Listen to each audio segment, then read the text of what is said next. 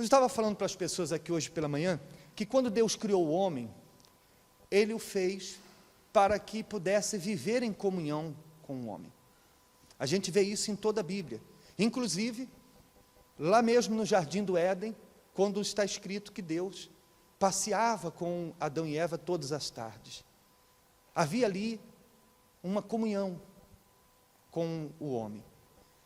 Tanto é que quando eles pecaram, e Deus apareceu novamente a eles, qual foi a pergunta que Deus fez? Deus não perguntou para eles, o que vocês fizeram? Deus perguntou, aonde vocês estão? Aonde vocês estão? Porque para Deus não era, o mais importante não era o que eles fizeram, mas o quanto eles ficaram distantes por causa do que eles fizeram. Então, eu fico imaginando como o diabo, ele se revoltava quando via Adão e Eva em comunhão com Deus no Jardim do Éden. E o quanto ele planeou, o quanto ele tentou de todas as maneiras acabar com aquela comunhão. E até hoje, a luta do diabo é justamente isso, afastar o homem de quem? De Deus. Quando ele tenta uma pessoa no pecado, quando ele cria um problema para desanimar a pessoa, a intenção do diabo, o prazer do diabo não está no ato do pecado em si, mas o que o pecado faz, que é separar a pessoa de quem? De Deus. Quando ele cria um problema para a pessoa desanimar, para a pessoa achar que Deus não é com ela, não é porque apenas ele tenha prazer no sofrimento da pessoa, mas a intenção dele é criar aqueles problemas para a pessoa desanimar, desistir da fé e se afastar de Deus. A luta do inferno é tentar de todas as maneiras impedir que a pessoa tenha comunhão com quem? Com Deus. E eu queria mostrar isso para você com o exemplo do povo de Israel lá no Egito. Você sabe que a saída do povo de Israel do Egito simboliza a conversão nos dias de hoje. Assim como o povo de Israel era escravo no Egito, e Deus tirou eles do Egito para viver e se tornar uma nação santa, separada para Ele, Deus também, na conversão, Ele tira o cristão do mundo para que essa pessoa possa viver agora, livre da escravidão do vício, livre da escravidão dos prazeres deste mundo, para se tornar um povo separado para Ele. E aqui, no livro de Êxodo, quando Moisés e Arão falou para Faraó, que Deus estava ordenando que ele deixasse o povo sair, para viver em comunhão com ele no deserto, para servir a Deus no deserto, qual foi a primeira ação de Faraó para impedir isso? No versículo 6, aliás, vamos ler a partir do versículo 4, está escrito assim, então disse-lhes o rei do Egito, Moisés e Arão, por que fazeis cessar o povo das suas obras? Ide às vossas cargas. Ou seja, Faraó queria o povo ocupado com o quê? Com as cargas, ocupado com o serviço. Aí ele disse também Faraó, eis que o povo da terra já é muito, e vós os fazeis abandonar suas cargas. Portanto, deu ordem Faraó naquele mesmo dia, aos capatazes, os atores do povo, e aos seus oficiais, dizendo, daqui em diante, não torneis a dar palha ao povo, para fazer tijolos, como fizestes antes. Vão eles mesmos e colham para si. E lhes imporeis a conta dos tijolos que fizeram antes. Nada diminuireis dela, porque eles estão ociosos. Por isso clamam, dizendo, vamos e sacrificamos ao nosso Deus. Então, a primeira estratégia do diabo para impedir que o povo tivesse comunhão com Deus, que saísse do Egito para servir a Deus, foi ocupar eles com um trabalho, ocupar eles com cargas, para que eles tivessem tão ocupados com as cargas, tão ocupados com o trabalho, que sequer pensassem em sair dali para servir a Deus. E nos dias de hoje não tem sido diferente. Todas as vezes que a gente encontra uma pessoa, e a gente questiona, fulano, olha, por acaso não tenho visto você, olha, você não participou da Santa Ceia, não vi você no domingo, e a resposta da pessoa é: olha, pastor, eu tenho trabalhado tanto, tenho estado tão ocupado, eu me lembro na hora desta palavra. Eu sei que há pessoas que elas, às vezes, ela tem dificuldade de entender isso. Por isso que às vezes a gente nem se dá o trabalho de falar, porque a gente sabe que há pessoas que não gostam de ouvir. Elas querem ter sempre a razão. Mas há outras que são mais humildes e entendem que o diabo está usando toda aquela preocupação, toda aquela ocupação, para afastar ela da coisa mais importante para a qual ela existe, que é para servir a quem? A Deus. Você nasceu para isso, você foi escolhido para isso, para ter comunhão com Deus, para servir a Deus, para viver em comunhão com Ele. Não significa que você não vai trabalhar, não significa que você não vai se ocupar com os seus compromissos, mas o que não pode é você estar demasiado ocupado, tão ocupado que você diga: eu não tenho tempo para buscar Deus. Aí está errado. Porque se você tem tempo para descansar todos os dias, você tem tempo para almoçar todos os dias, porque você precisa. Quem é que pode dizer que não precisa descansar? Quem pode dizer que não precisa se alimentar todos os dias? Por isso, todos os dias você para dormir, seja pouco ou muito, você para dormir, você para almoçar. Mas por que você não pode separar um ou dois, ou sei lá, 3 dias da semana, para parar também para se alimentar espiritualmente? Então o diabo usa essa estratégia. Ele não quer que você tenha comunhão com Deus, porque ele sabe que você em comunhão com Deus, você será mais feliz, você em comunhão com Deus será mais forte, você em comunhão com Deus será um pai melhor, uma esposa melhor, um marido melhor. Então o diabo trabalha com todas as forças e sutilmente para poder você abrir mão de algo tão importante, que é ter comunhão com quem? Com Deus. Amém? E o que aconteceu aqui? Você sabe, eu vou resumir aqui a história, você sabe que Moisés não aceitou, insistiu: nós vamos sair porque Deus mandou, e ponto final. Então vieram as pragas, veio a primeira praga, veio a segunda, veio a terceira, na 4ª praga, Faraó já estava mais cambaleando, vamos dizer assim, e então chamou Moisés e Arão para dar a eles uma contraproposta. Tá bom, vocês querem servir a Deus? Vocês querem buscar o seu Deus, servir o seu Deus? Tá bom, mas com uma condição. No capítulo 8, no versículo 25, está escrito assim: então chamou Faraó a Moisés e Arão e disse: ide, sacrificai ao vosso Deus. Aonde? Nessa terra. Tá bom, em outras palavras, eu aceito que vocês sirvam o vosso Deus, mas aqui no Egito, vocês não podem sair daqui, vocês não podem deixar de ser escravos, vocês vão servir a Deus, mas continuam como escravos, e continuam onde? No Egito. Olha só a proposta do diabo. Já que ele não conseguiu mudar a ideia deles, já que ele não conseguiu fazê-los desistir de buscar a Deus, então tá bom, vocês podem até buscar a Deus, mas vão buscar a Deus aonde? Aqui no Egito. E quantas pessoas que aceitam essa proposta do diabo?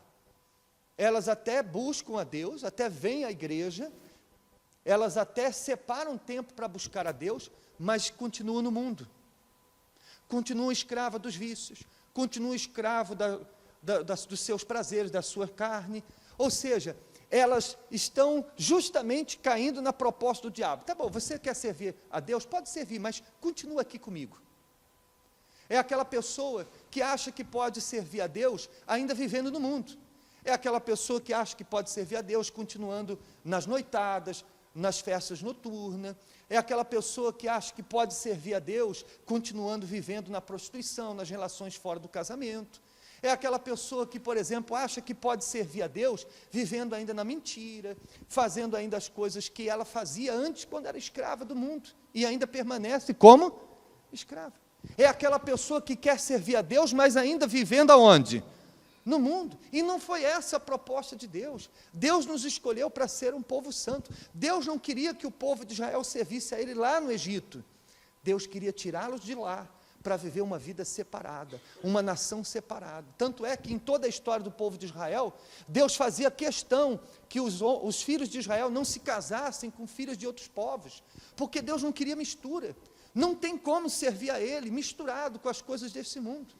Eu não posso, por exemplo, estar aqui servindo a Deus e acabar o culto, eu fazer as coisas que eu fazia antes de me converter, porque não faz sentido. Ou eu sirvo a Deus, ou eu entrego totalmente a Ele e viro as costas para o mundo, ou então eu vou me enganar, como o diabo estava tentando enganar o povo de Israel, falando para eles, tá bom, vocês podem servir, mas aqui, no Egito, eu não deixo vocês saírem daqui da minha terra. Amém? Então, Moisés não aceitou, vem outra praga de novo, e aí Faraó mandou chamar de novo Moisés e Arão, e aí ofereceu uma outra proposta. Qual foi? Versículo 28. Diz aí, então disse Faraó, deixar-vos-ei ir, para que sacrifiqueis ao vosso Deus, no deserto, somente que, indo, não vades longe, orai também por mim. Então tá bom, já que eu não consigo segurar vocês aqui, então vocês podem até sair, mas não vá muito longe. É aquela pessoa que ela saiu do mundo, mas ainda mantém laços com o mundo.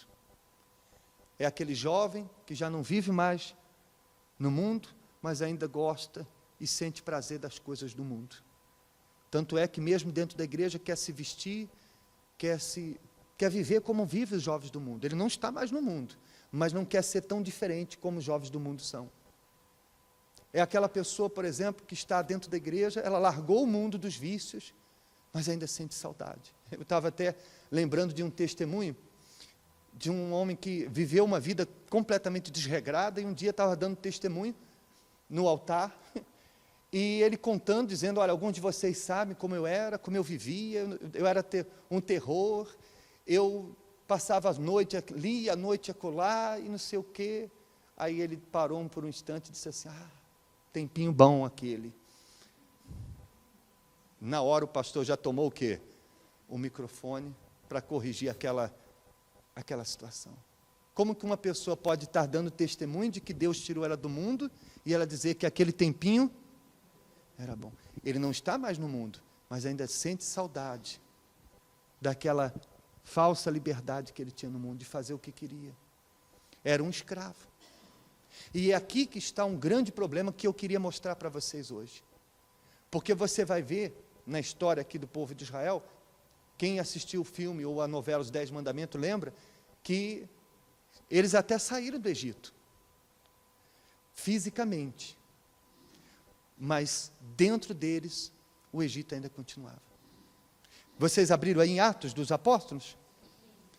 No capítulo 7, no versículo 37, fala da defesa de Estevão, quando Estevão foi preso, ali diante do tribunal, ele fez um resumo da história do povo de Israel.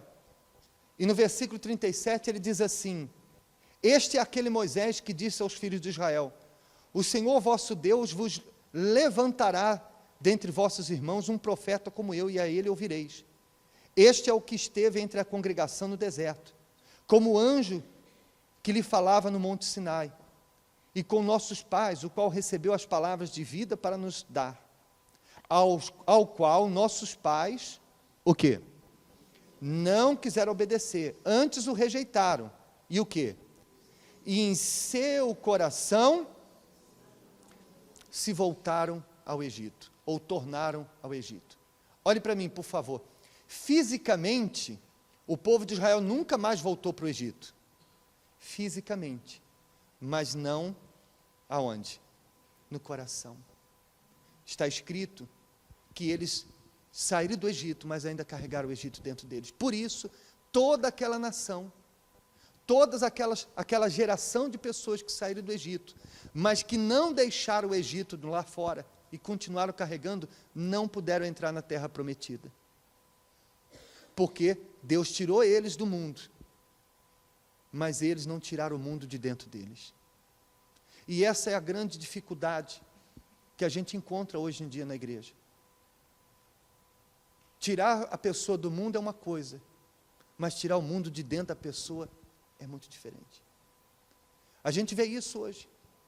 Você consegue evangelizar, convidar uma pessoa para vir à igreja e ela frequentar firme durante anos. Mas são poucos os que deixam o mundo do lado de fora. Elas continuam na igreja, mas com o mundo aonde? Dentro dela. Os prazeres do mundo, os desejos do mundo, as vontades do mundo dentro dela. E o que acontece quando isso insiste dentro da pessoa?